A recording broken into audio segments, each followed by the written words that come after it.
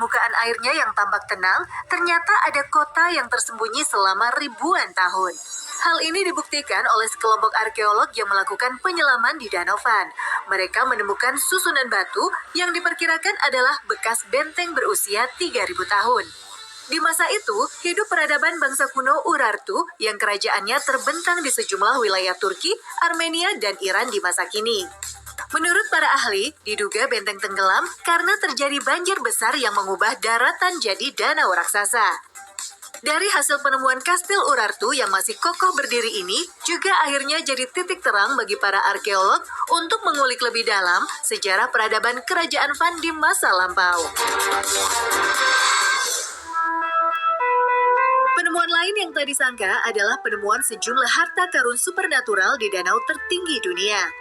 Di Danau Titicaca yang berada di perbatasan Bolivia dan Peru, konon ada artefak suku Inka yang biasa digunakan untuk persembahan kepada dewa. Selama puluhan tahun, tim arkeolog yang mencari awalnya nggak pernah nemuin artefak persembahan suku Inka dalam keadaan utuh. Tapi beberapa waktu lalu, mereka akhirnya menemukan sebuah kotak dari batu yang terendam di dasar danau dalam keadaan utuh. Begitu diangkat dan dibuka, diketahui di dalamnya ada miniatur lama emas dan gulungan kertas emas yang merupakan bagian dari gelang suku Inka. Selain harta karun, penyelam juga menemukan pulau kecil di bawah permukaan danau yang dulunya dijadikan tempat persembahan. Karena inilah akhirnya terungkap kalau Danau Titicaca yang dikenal punya nuansa magis ini dulunya adalah tempat ritual dan upacara suku Inka. Pada 2018 lalu, seorang gadis berusia 8 tahun bernama Saga Vanesek yang mendayung perahu di Danau Swedia secara nggak sengaja menemukan barang dari era pra-Viking, yakni pedang tua sepanjang 83 cm.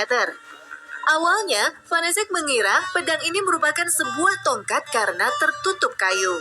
Tapi setelah dibawa ke museum lokal, barulah diketahui kalau pedang yang dilengkapi penutup kayu ini diduga berasal dari abad ke-5 atau ke-6 sebelum periode Viking.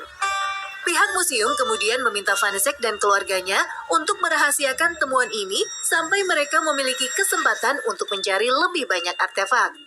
Setelah melakukan pencarian di danau, para arkeolog juga menemukan fibula atau tulang betis dari tahun 300 sampai 400 Masehi, bros yang kemungkinan setua pedang, dan koin dari abad ke-18.